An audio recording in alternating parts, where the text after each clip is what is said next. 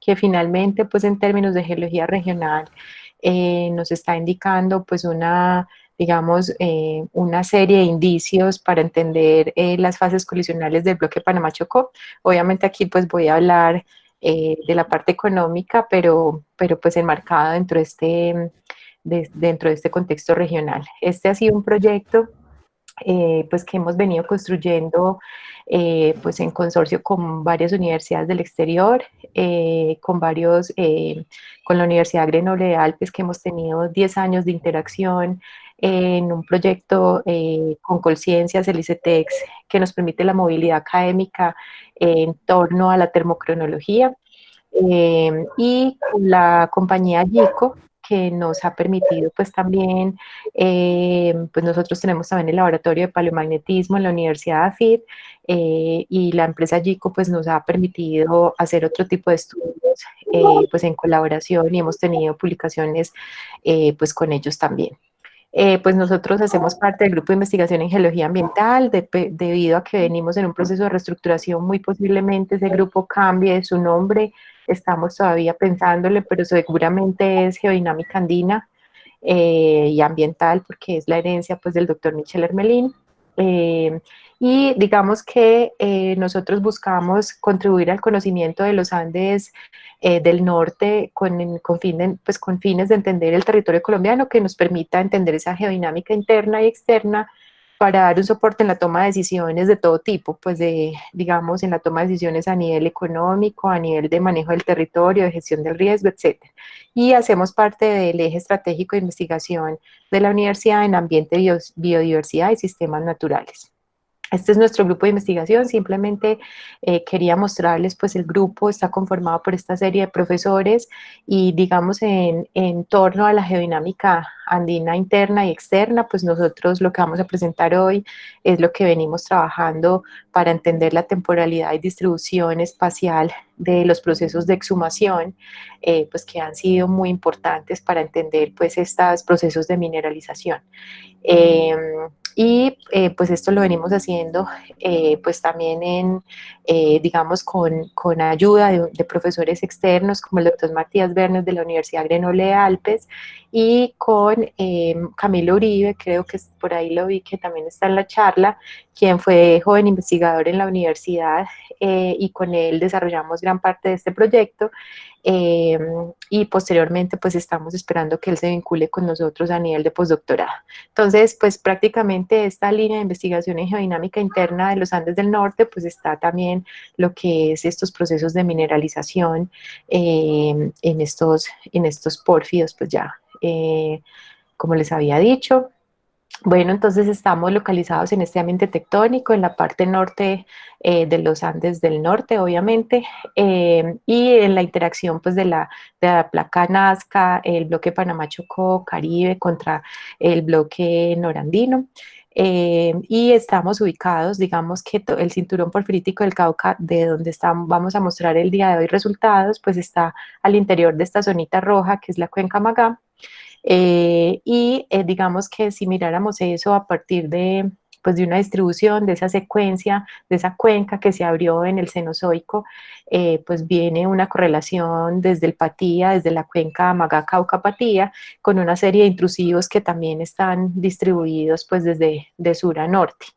Eh, y pues hoy vamos a hablar prácticamente de la parte norte de este cinturón porfirítico. Por eso es importante tener pues como en cuenta algunos términos.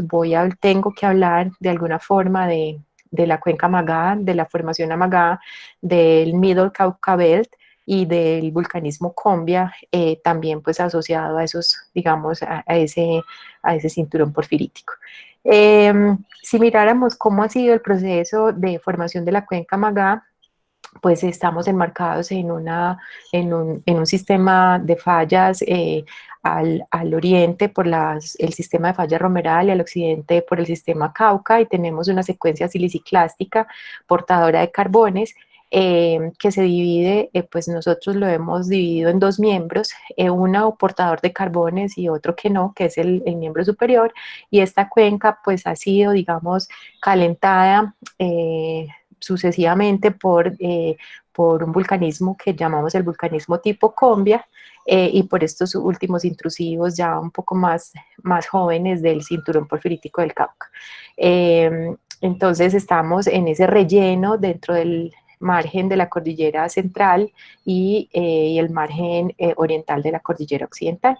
Estamos localizados en ese entorno. Dentro de, digamos, de todo este proceso de conformación de esta cuenca, pues estamos desde, digamos, desde el Aptiano Albiano, donde digamos, posiblemente se está generando todo ese basamento en el cual se va a desarrollar esa cuenca, que en términos de CDL lo llama pues como el terreno romeral, y progresivamente pues toda esta acreción o esta unión de todos esos terrenos de forma autóctona, para autóctona, como quieran que sea el modelo, pues finalmente ya hacia el digamos, oligoceno, mioceno, se da el desarrollo de esa cuenca asociada a todos estos procesos compresivos, y nosotros lo que queremos mostrar es que esto, pues, digamos, ha bailado al son de la llegada del bloque Panamá-Chocó. Eh, bueno, entonces, para llegar a, pues, como a todas estas interpretaciones que venimos planteando, pues utilizamos una aproximación multiherramientas que incluye termocronología, que fue la invitación que me hicieron a mostrarles un poco más en detalle, paleomagnetismo mediante también la técnica de anisotropía de susceptibilidad magnética, y modelado termocinemático que nos permita entender o definir un poco mejor esos diferentes periodos de enfriamiento y exhumación.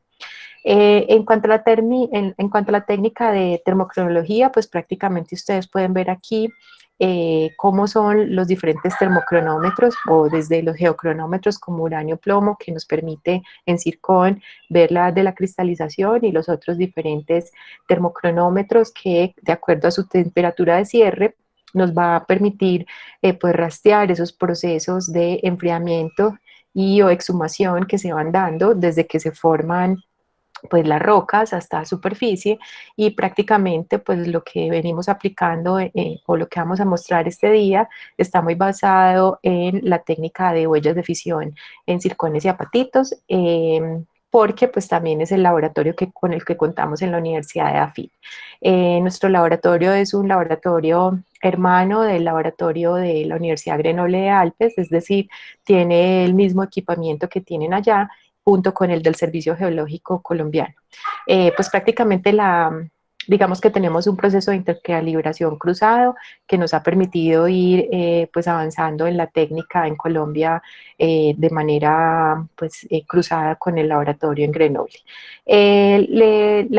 La técnica de huellas de fisión en zircones y apatitos pues se basa digamos, en el daño que hace la fisión natural del uranio dentro de la estructura cristalina, que me genera pues como unos procesos de ionización que en realidad se ve como unas cicatrices que van a llamarse trazas. Cuando nosotros hacemos el proceso, después de, digamos, en zircones y apatitos, lo que hacemos es un proceso en el que vamos a revelar esas trazas naturales que se desarrollan en esos defectos cristalinos que quedan grabados en los zircones y los apatitos, para poder determinar pues estos rangos de temperatura, ¿cierto? Estamos entre 200, 350 grados centígrados hasta pues 120 grados centígrados.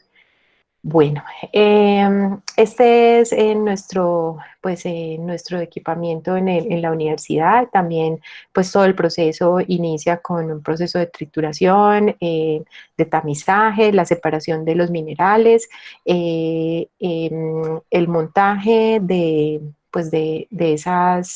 esos minerales en unas teflones o en unas resinas. Después se pule, después se hace un proceso de revelado de trazas, se coloca algo que se llama un detector externo. Este es un proceso en el que le colocamos una mica a los cristales, porque la mica funciona como un detector externo, es decir, en el momento de la irradiación van a quedar grabadas las trazas que se encontraban, digamos, lo que le faltaba a los cristales por terminar pues de fisionarse.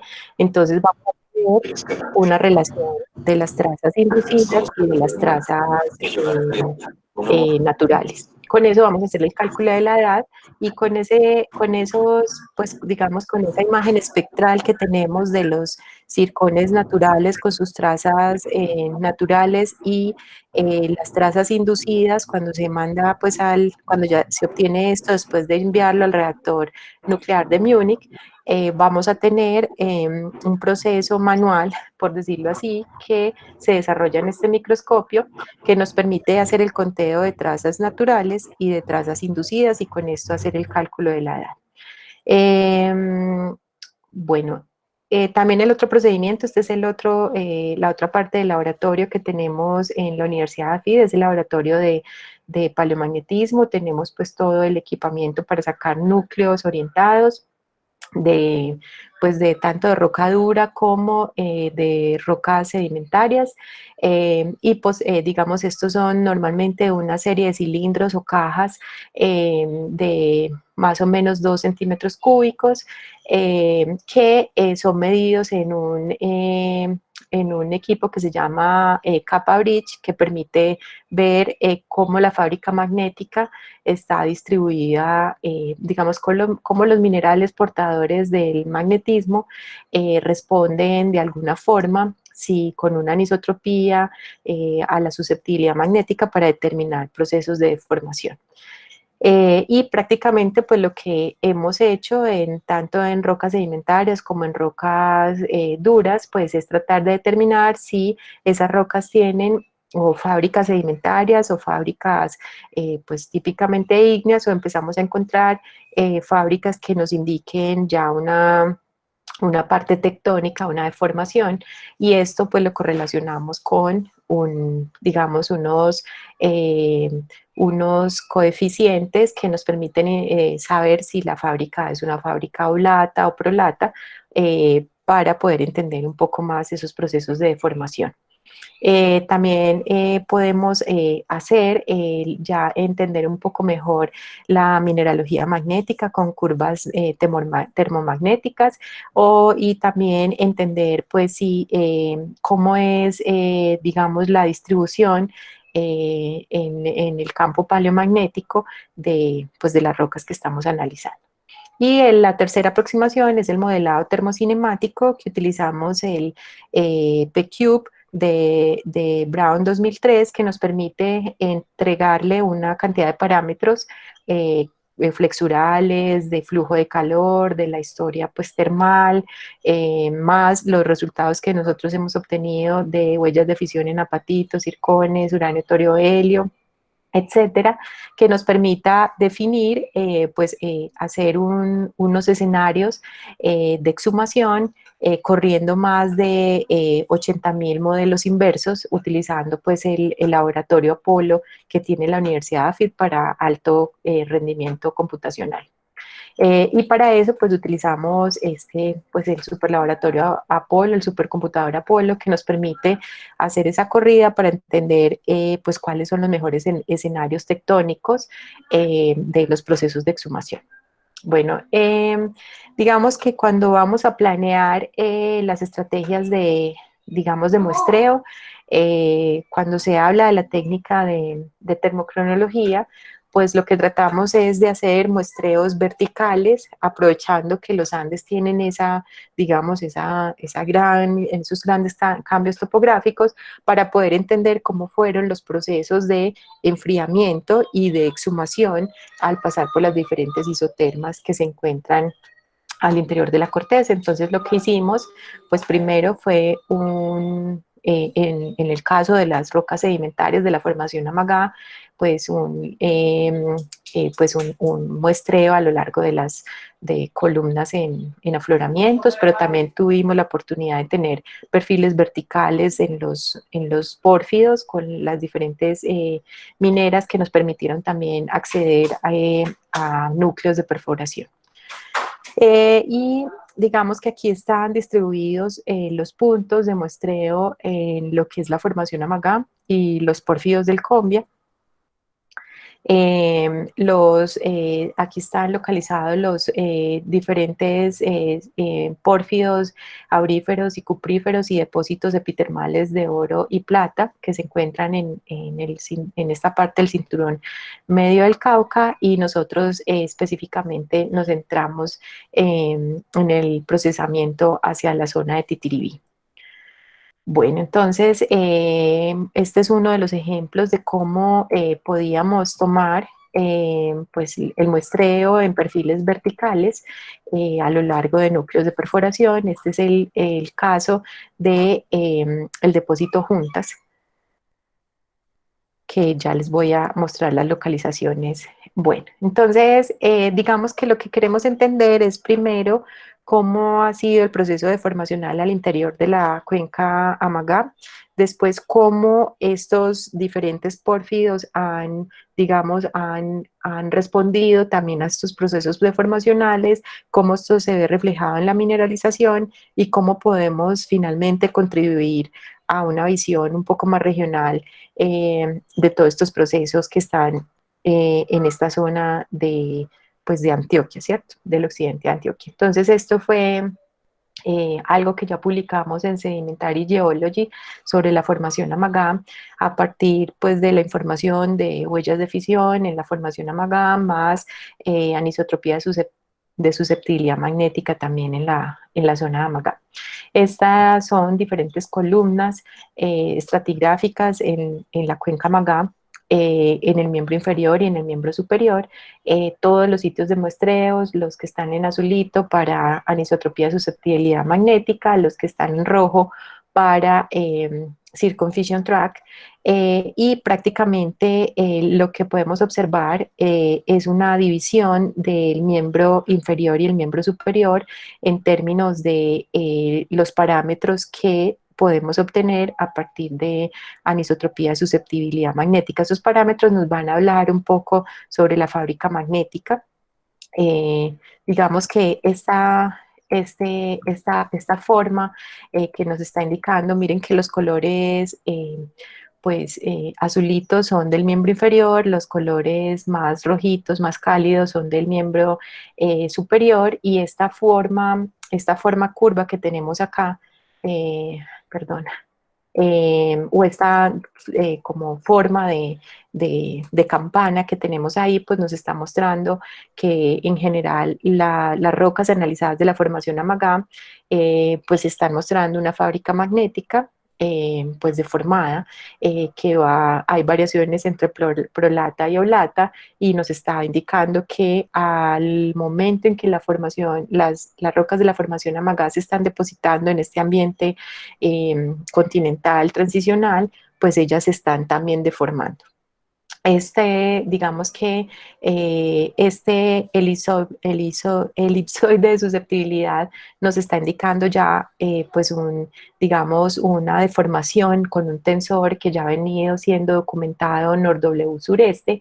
Miren que aquí están las rocas del miembro inferior de la formación Amagá, y este es del miembro superior, donde se ve más claramente distribuidos digamos, los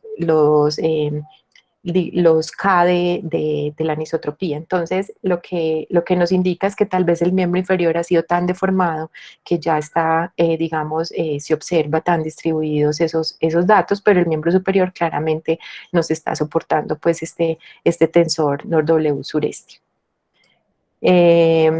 Cuando hacemos ya estas curvas termomagnéticas en la formación Amagá, pues nos indica que todo lo que es el miembro inferior, que son estas, nos está indicando que los minerales que están formando la formación son típicos paramagnéticos de la cordillera central, mientras que los de el miembro superior pues ya son pues más magnéticos y son más típicos del input de la cordillera occidental.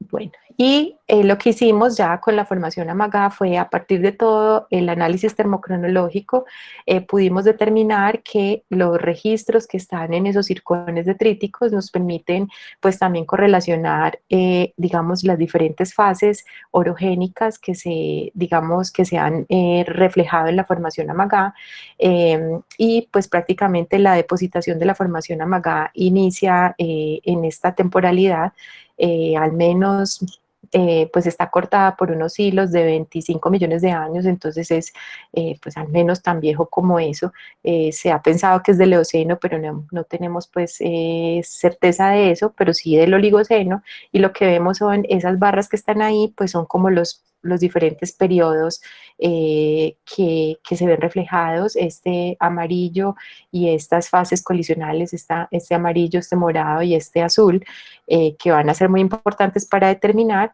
pues que en el momento en que se empezó a depositar la formación AMAGA, tenía una fábrica sedimentaria.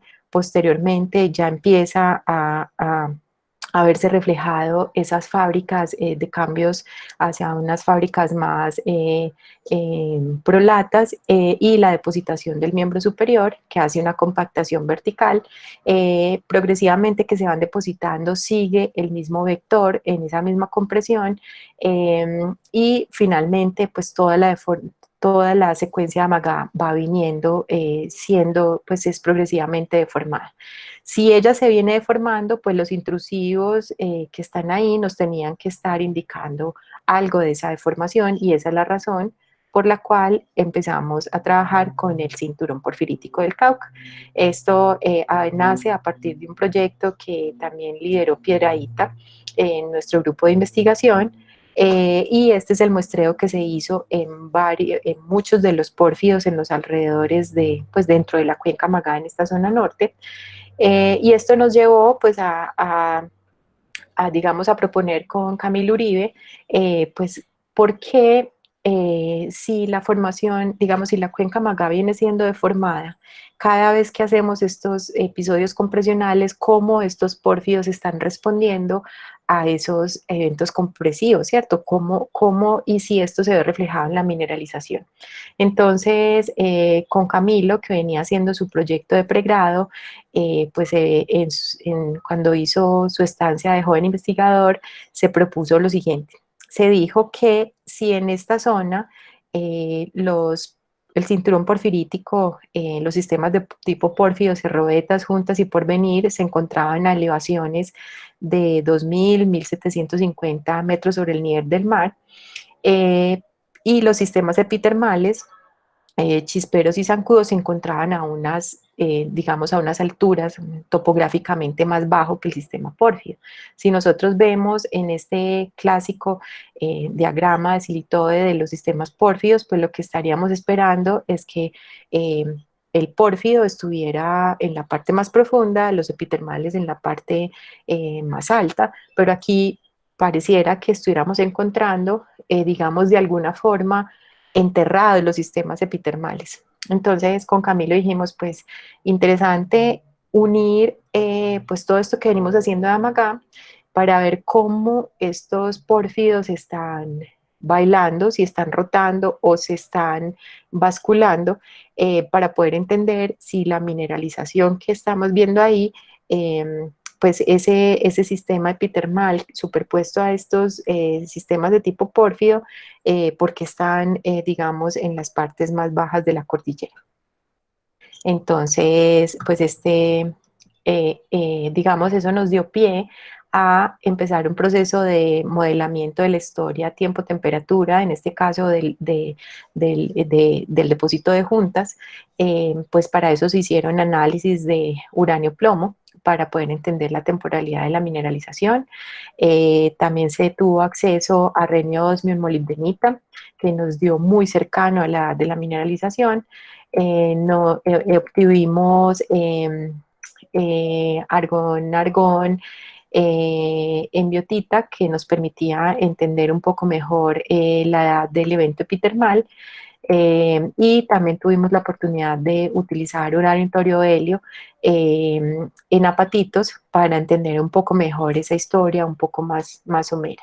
Si al hacer este proceso de modelado pues de la historia simple, tiempo-temperatura, pues prácticamente encontramos una, digamos, como una especie de bastón o de palo de golf, donde desde que obviamente pues es muy típico de los sistemas porfiríticos, en que luego de la cristalización empieza un proceso de enfriamiento muy rápido, que nosotros decimos no solo es ese enfriamiento, sino que puede estar asociado a un proceso de exhumación, pues al mismo tiempo donde se da la impresión del evento epitermal, y ya más o menos a unos 6 millones de años empieza un proceso de relajación termal, eh, que está indicado pues por el sistema uranio-deuterio-helio en apatitos.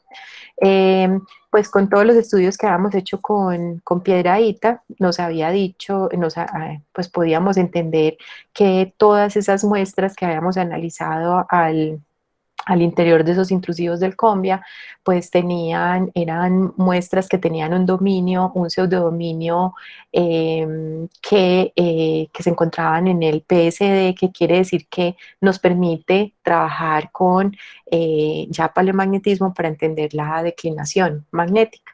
Entonces, por eso ya se pudo, digamos, trabajar un poco más de la mano de la declinación magnética, y estos son todos los elipsoides que encontramos en las zonas estudiadas, y lo que se encuentra es que pareciera que estos pórfidos, una propuesta había sido que esos pórfidos rotaban cada vez que había un evento compresional, ¿cierto? O sea, cada vez que los sistemas de fallas Cauca-Romeral tenían movimientos, los pórfidos rotaban, rotaban y rotaban. Pero con este estudio, pues se dice, la rotación parece ser mucho menor que la propuesta anteriormente, y por el contrario, lo que podría estar indicando mejor es que puede haber procesos de basculamiento.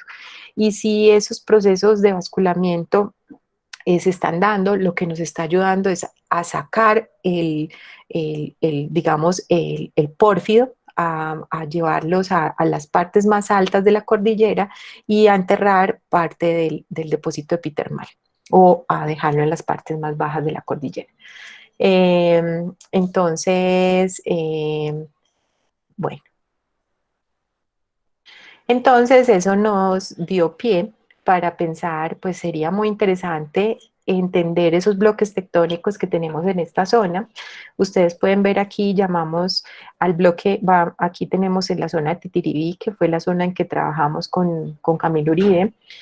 Aquí tenemos, entonces, imagínense, pues, no sé, aquí no estaba el río Cauca, no está el drenaje, pero por acá va el río Cauca. Cuando llega la falla Arma, el río Cauca también, digamos, cambia su curso, eh, y después vuelve y cambia su curso otra vez en el sentido sur-norte hasta la zona de Santa Fe de Antioquia. Aquí está el Valle Aburrá, aquí está Medellín. Bueno, entonces lo que cogimos fue datos termocronológicos que habíamos producido en nuestro laboratorio, y con laboratorios asociados, pues con los que hemos venido trabajando también, con British Columbia y con la gente de la Florida. Entonces trabajamos el batolito de Farallones, digamos que a este bloque 1 lo vamos a llamar Farallones, a este bloque 2 que está al sur de la falla de Arma, digamos, trabajamos con los datos que están en el stock de IRRA, y al norte pues trabajamos con los datos que tenemos de la zona de Titiribí. La idea era mirar si estos bloques tectónicos nos están mostrando que cuando esta zona recibe los eventos compresionales asociados pues al choque o a la llegada multi-stage para nosotros del bloque Panamá-Chocó, estos bloques empiezan a reaccionar de forma asincrónica. Esa era la hipótesis con la que empezamos a trabajar. Entonces empezamos este proceso de modelamiento también con un trabajo a nivel de pregrado que lo hizo Arboleda. Lo que hicimos entonces fue pues utilizar este modelado termocinemático con la ayuda del profesor Mauricio Bermúdez, donde pues digamos, lo que hacemos es modelar los datos que nosotros hemos producido, más todos los parámetros internos flexurales, las fallas, etcétera, cómo es la transferencia de calor en esta zona, y a este bloque de farallones. Este es el batolito de farallones. Entonces, al hacer el modelamiento PECube, lo que encontramos es que farallones que tiene, pues, tiene una temporalidad, eso es más o menos 12, 11 punto algo millones de años según la edad de uranio-plomo. Entonces, los datos que teníamos ahí, tanto de huellas de fisión en circones, en apatitos, uranio, torio, helio, nos permitió identificar dos pulsos de exhumación. Uno entre 11 y 6 millones de años a 1.5 kilómetros por millón de años, y otro de 6 a 0 a punto 25, es decir, como que se desacelera un poco ya desde los 6 millones de años en adelante. Esto que llamamos misfit lo que nos indica es qué tan el modelado, que digamos que el beneficio que tenemos de hacer un modelado con computación de alto rendimiento es que podemos hacer 80.000 modelos para seleccionar los dos mejores modelos que se aproximen a una solución lo suficientemente buena. En este caso, si se acerca a uno, el misfit es el mejor, y tuvimos un acercamiento a uno, en este sentido, para estos dos periodos de exhumación. Entonces, el bloque más occidental de esta zona, donde estamos tratando de entender cómo es que estos, digamos, estos bloques tectónicos están bailando al son del evento compresional asociado a la llegada del bloque Panamá-Chocó, nos está indicando que que es el más occidental, pareciera tener pues una respuesta al menos con dos procesos de exhumación. El segundo, que fue el stock de IRRA, tuvimos pues el problema con ven un misfit mucho más bajo. El problema es que no teníamos tantos datos para hacer el modelado. El stock de IRRA es mucho más viejo, y digamos que los datos del stock de IRRA no son muy concluyentes, pero nos dicen que al menos podemos identificar un periodo de exhumación de 9 a 0 millones de años con una, digamos, con una tasa de exhumación bastante, bastante lenta. Quiero devolverme aquí para hacerles caer en cuenta algo, y es que en esta zona, aquí tenemos pues al sur de la falla de Arma, todo está totalmente cubierto por la formación Combia. Y la formación Combia, pues digamos, todos estos ignimbritas, estas lavas, más los pórfidos, etcétera, están cubriendo esta zona y casi no hay partes de la corteza expuestas. Mientras que cuando nos vamos al norte de la falla de Arma, todos los niveles corticales están expuestos. Entonces tenemos pues incluso granulitas, tenemos, digamos, todos los niveles, todos los basamentos expuestos, lo que pareciera indicar que al norte de la falla de Arma, pues pareciera que hay un proceso muy acelerado de exhumación y de erosión, mientras que este bloque pareciera ser lento y más estático. Pues no estamos diciendo que se hunde, sino que él no está respondiendo de igual forma al evento colisional. Bueno, entonces nos vamos aquí al stock de IRRA, que es el que más malos resultados tenemos, y Titiribí, que con todo el trabajo que habíamos hecho con Camilo Uribe, pues nos permitió identificar al menos dos pulsos de exhumación, y esos dos pulsos son de 8 a 5 millones de años a una tasa de exhumación de 1 kilómetro por millón de años, y de 5 a 0 millones de años a 0.25 kilómetros por millón de años, con un misfit también muy bueno. Es decir, lo que estamos viendo es que al evento colisional, pues primero, pues los resultados que ha trabajado nuestro grupo de trabajo junto con el profesor César Vinasco y Sergio Restrepo de la Universidad Nacional nos permiten decir que pareciera que el bloque Panamá-Chocó no chocó en en un solo evento único a 15 millones de años como ha sido propuesto, sino que esto es un choque multi-stage, ¿cierto? Entonces, que los diferentes bloques que están al interior de esta zona, que es el melange de Romeral, donde está este cinturón porfirítico, pues van respondiendo de forma asincrónica.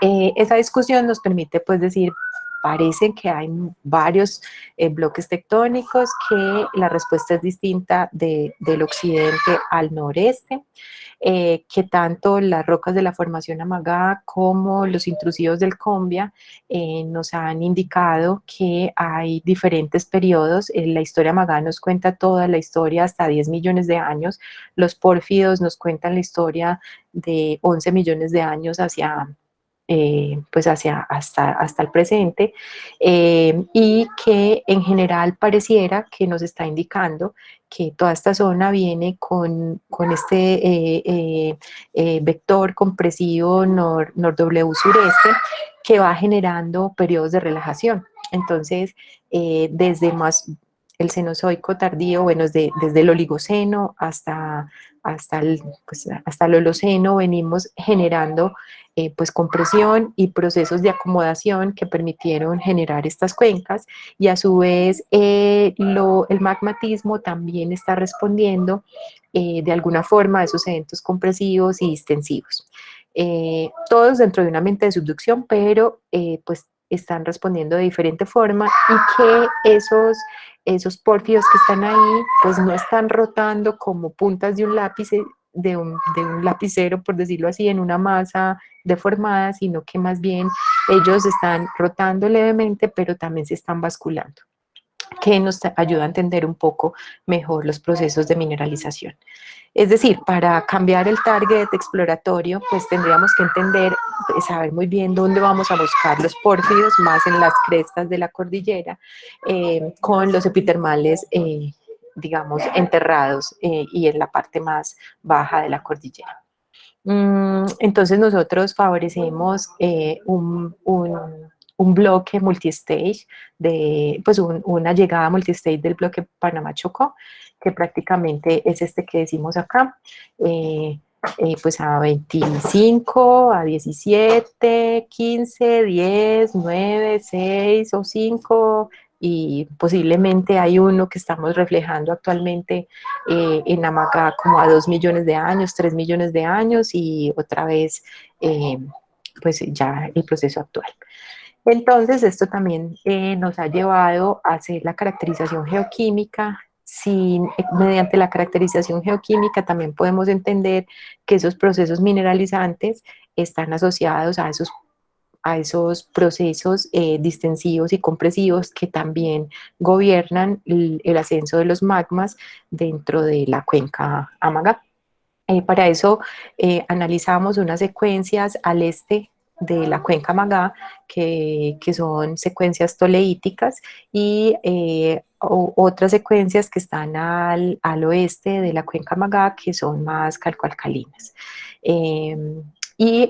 Pues en los elementos traza observamos que los del este pues son más primitivas que los del oeste, y que digamos que hay unas diferencias. Ustedes pueden ver que las del oeste pues tienen como una forma más, digamos, como más de cuchara en este diagrama de los elementos traza. Y en las tierras raras pues es mucho más claro. Las toleíticas son un poco más aplanadas, mientras que las del W pues nos están mostrando pues digamos, ese empobrecimiento de las tierras raras pesadas. En términos isotópicos, eso cae dentro de lo mismo, digamos, en la misma sopa isotópica de la zona volcánica del norte, que la hemos estudiado ampliamente nosotros, y que en esos panoramas de los isótopos de plomo, pues también caen dentro de la zona volcánica del norte, como también lo hemos publicado ya en varias publicaciones.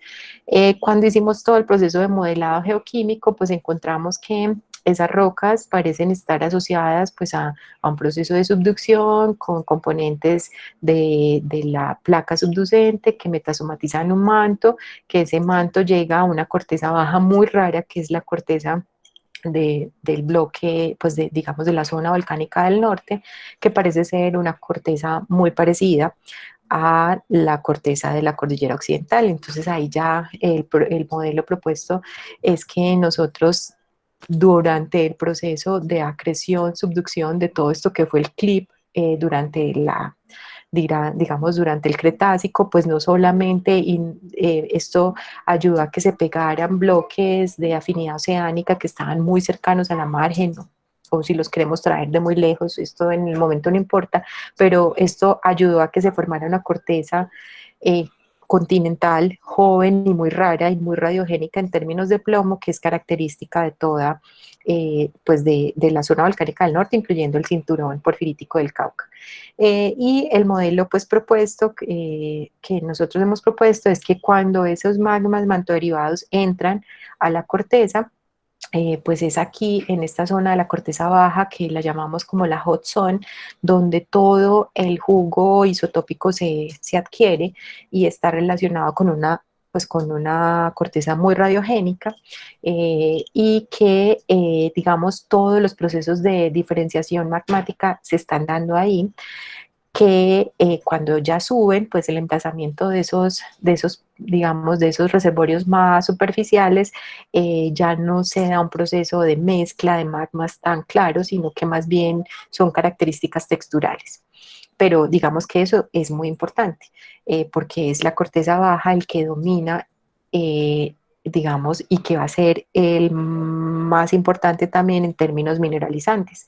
En ese sentido, pues tomando el modelo propuesto por Bisin, para nosotros nos cuadra muy bien, y es que esas magmas antes de la mineralización, o sea, entre 12 y 9 millones de años, parecen haber estado asociados a esos procesos donde hubo como una relajación. Es decir, ahí es característico esos magmas más, pues también de subducción, con una componente de subducción, pero a lo largo de los sistemas de fallas, donde el ascenso de los magmas es muy expedito y nos dio esta afinidad mastoleítica. Y aquí tenemos la presencia de algunos pórfidos con granates, eh, y estos no son pues tan propicios para la mineralización. Mientras que a lo que nosotros encontramos hacia el W, pero lo que ha reportado BISIM es que en esos periodos más compresivos, pues el magma no subió de una forma tan fácil a lo largo de los sistemas de fallas, sino que se dieron procesos donde la estabilidad del granate ya, pues ya no es, ya el granato no es estable, y al contrario se generaron cámaras magmáticas o periodos de estadio en la corteza superior, donde digamos, se dieron mejor los procesos mineralizantes, que son estos periodos de 8.5 millones de años a 8 millones de años. En ese sentido, pues digamos que podríamos dividir el vulcanismo tipo Combia, donde podemos meter pues como gran cantidad de eventos intrusivos, lo que nosotros encontramos al este, pero esto pues realmente es distribuido a lo largo de varios lugares de la cuenca Magá. Esos periodos de vulcanismo de 12 a 9 millones de años, más primitivos y que subieron a lo largo de los sistemas de fallas, pues de los sistemas ramales de Romeral, con características pues altamente radiogénicos, con todo esto que ya les había contado, pero que no fueron propicios para la mineralización, mientras que ese volcanismo entre 9 y 6 millones de años, pues pudo haber estado asociado a una corteza baja mucho más metasomatizada, donde pues esos fluidos mineralizantes y ese proceso de estadio en la corteza superior, pues ayudó, fue muy beneficioso para los procesos mineralizantes.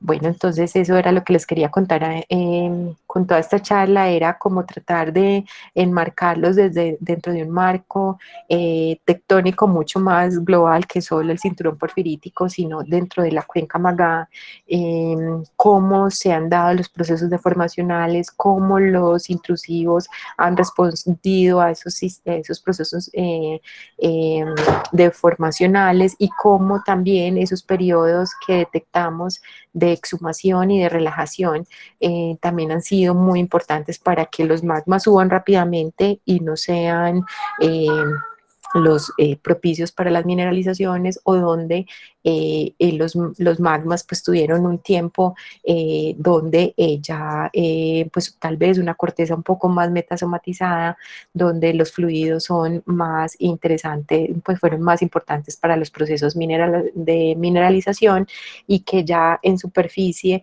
cuando tenemos estos sistemas de tipo pórfido, pues lo que en ocasiones el basculamiento de esos bloques, de esos pequeños bloques tectónicos que se están formando al interior pues de este melange de romeral, son los que están gobernando si es exhumo o saco parte del tipo pórfido a la cresta de la cordillera central, y basculo un poco esos sistemas epitermales.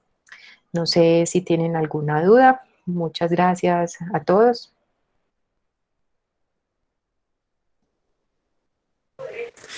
Listo, muchísimas gracias, profe.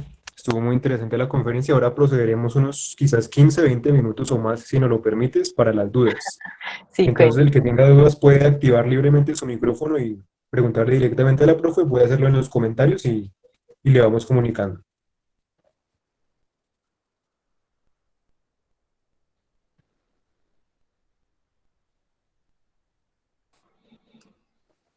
voy a ver si de pronto alguien ha escrito en el chat.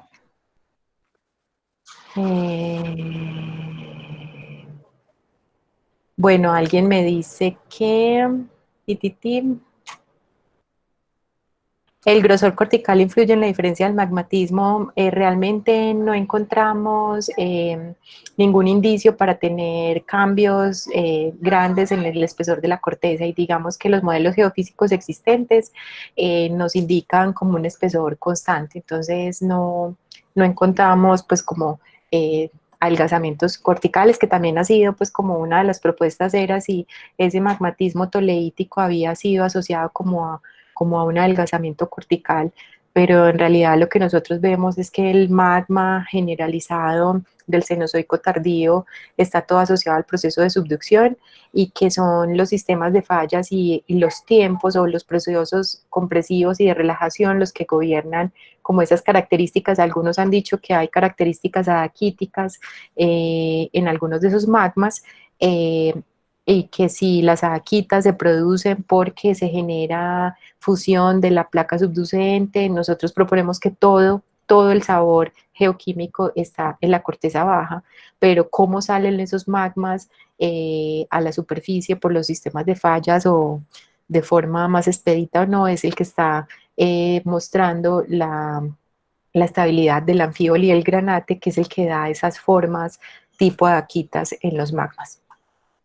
Me preguntan que si esto también aplica para el sector de Marmato. Pues no tenemos, o sea, el bloque IRRA es un problema porque no tenemos los datos suficientes. Sería muy chévere hacer un modelamiento cinemático para Marmato, pero en general sí, ese Marmato está dentro de ese bloque que pareciera, da la impresión de que fuera como un bloque hundido, pero más bien es un bloque que responde lentamente al proceso colisional. Mm, del distrito minero de ANSA no tengo pues como información para compartirles. ¿Qué escala tienen esos bloques en relación al tamaño? Realmente pues lo que falta ya es un trabajo de filigrana. Tal vez aquí podría pues como ubicarlos eh, un poco más. eh, se- Ya voy. este,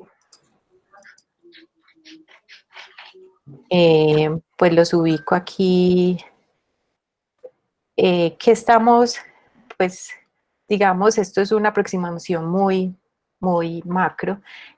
Aquí el bloque Farallones, el bloque que llamamos IRRA y el bloque Titirí, pero digamos, lo ideal o lo que hemos hecho con la Nacional también es subdividir todo este melange de romeral en bloques pequeños, y pareciera que esta esto que vamos viendo de un proceso de aceleración hacia el norte se ve claramente hacia este bloque. Es decir, eh, lo que estamos viendo así a un panorama regional, lo podemos aplicar, pues si tuviéramos la plata y el tiempo suficiente, a pequeños bloques tectónicos dentro del melange de Romeral.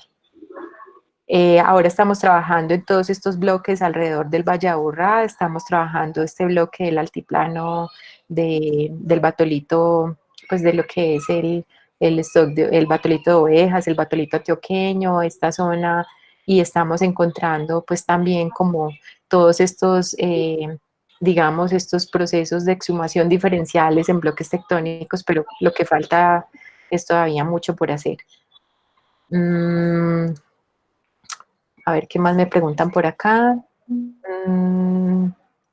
Respecto a los bloques basculados, ¿qué escala tienen esos bloques en relación al tamaño? Bueno, pues digamos que lo que estamos es comparando los pórfidos y su sistema y que estos pórfidos, pues a la escala, pues no tengo aquí pues como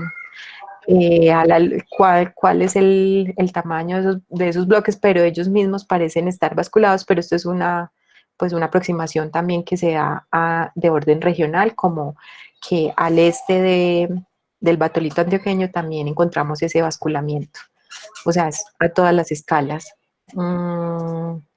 ¿Qué tan común son los granates en esos ambientes tipo pórfido? Lo que ha venido trabajando Bisin es que la temporalidad de esos pórfidos que tienen granates y los que no tienen granates, pues digamos que temporalmente están distribuidos, pues los más viejos son los que llevan granates y los más jóvenes los que no, y los mineralizados son los que no. Eh, y es tan común, lo que estamos viendo es que esto está relacionado a los procesos de relajación y de compresión de la cuenca. Eh, este basamento que denominas anormalmente radiogénico estaría representado por las rocas de la arquía. No, más bien estaríamos pensando que es más asociado al clip, a todo lo que viene más típico de cordillera occidental. Hacia el sur de Colombia encontramos en la zona de Mercaderes unos enolitos de la corteza baja, que son, pues hay unas granulitas, etcétera, pero digamos que las características son pues no en su equivalente metamórfico serían como basaltos parecidos a los de la cordillera occidental. Entonces estaría más asociado a los procesos eh, más a un basamento de la cordillera occidental. No sé qué tanto arquía, pues no tendría ahí cómo definir. Eh, ¿Hubo alguna influencia de fusiones de pirolitas por parte del melange que colisionó? No tendría cómo responder esa pregunta en el momento. ¿Los depósitos tipo pórfido epitermal tienen la misma edad? No, el epitermal está superpuesto al evento de tipo pórfido y, o sea, hay una superposición de ambos depósitos en el evento. Pero lo que estamos viendo es que pues están enterrados, pues o están en la parte baja de la cordillera. No sé si alguien más tiene preguntas. Bueno, digamos que el llamado de atención es, pues primero invitarlos a que en la Universidad de AFIT, pues tenemos los laboratorios que están dentro de lo que llamamos la Red Nacional de Laboratorios de Geociencias, en los cuales hacemos procesos de cooperación. Ahora empezamos un proceso bien interesante con la Universidad de la Área Andina. Pues obviamente hemos trabajado muchísimo con la gente de la Universidad de Caldas, de la Nacional de Medellín, y que pues que ambos laboratorios, polimagnetismo y termocronología, están pues como a disposición para hacer estos trabajos pues de geología regional al servicio pues, de la geología económica.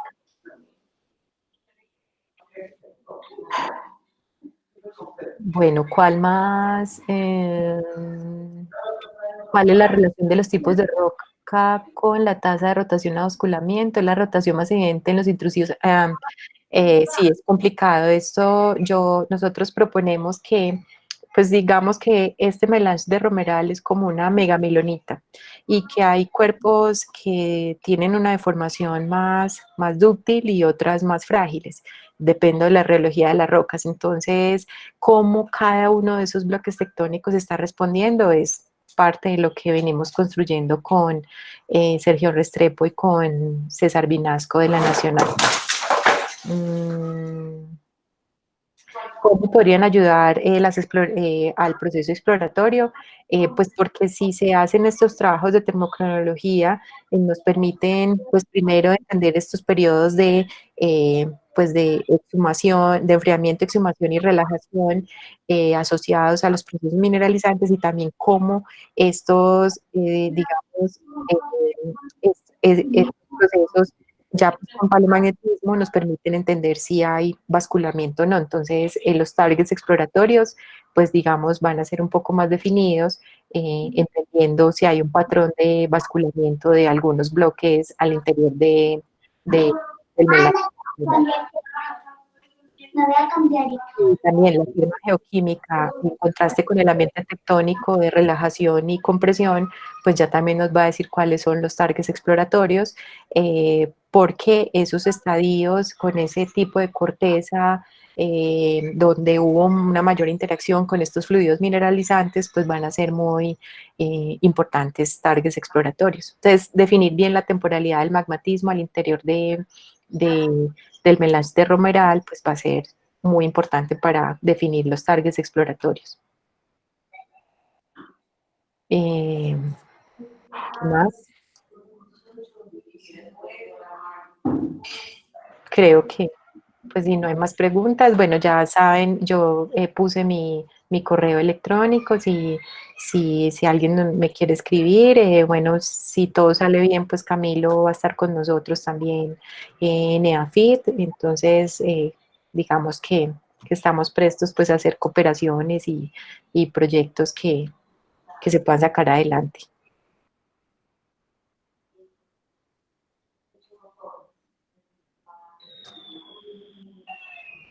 ¿Cómo es una muestra ideal para termocronología? Bueno, lo que vimos en la aproximación del muestreo, pues una es que pudiéramos muestrear en la vertical para poder analizar el proceso de exhumación, ¿cierto? O sea, cómo un macizo rocoso ha ido pasando pues por los diferentes pues, isotermas de la corteza.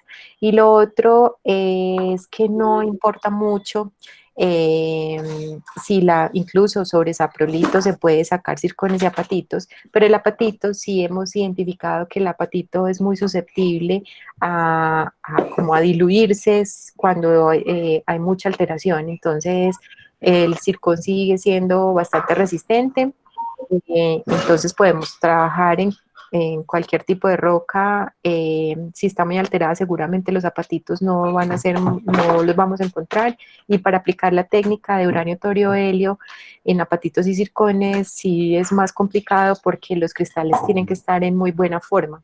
Porque la técnica depende de los procesos de difusión y los procesos de difusión pues van a depender mucho de la forma cristalina. Entonces, si tenemos alteraciones, el apetito va a estar muy corroído y va a ser muy malo para poder aplicar la técnica.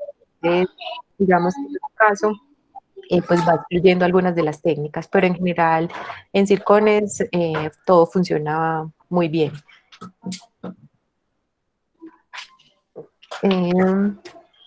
Ya. Bueno, no, muchas gracias a todos pues por, por, por oírme y quedamos pues en contacto ya eh, pues para lo que nos necesiten. Muchas gracias a todos. Listo, Vale, profe, gracias. muchísimas gracias. Estén Una muy bien. pregunta final. ¿Esta charla la podemos subir al canal de YouTube? Sí, sí. Ah, listo, perfecto. Listo, pues nos vemos. Gracias Pues, a ti. Hasta hay luego. varias cosas ya publicadas y hay otra que estamos en vía de publicación, pero pues digamos, si alguien va a usar alguna gráfica o algo así, pues me deben escribir, pero en general la información se puede compartir. Listo. Bueno, que estén muy bien. Muchas gracias, Chao. profesora María, de parte aquí de la SJ de Ariandina. Muchas gracias a todos ustedes. Que estén muy bien.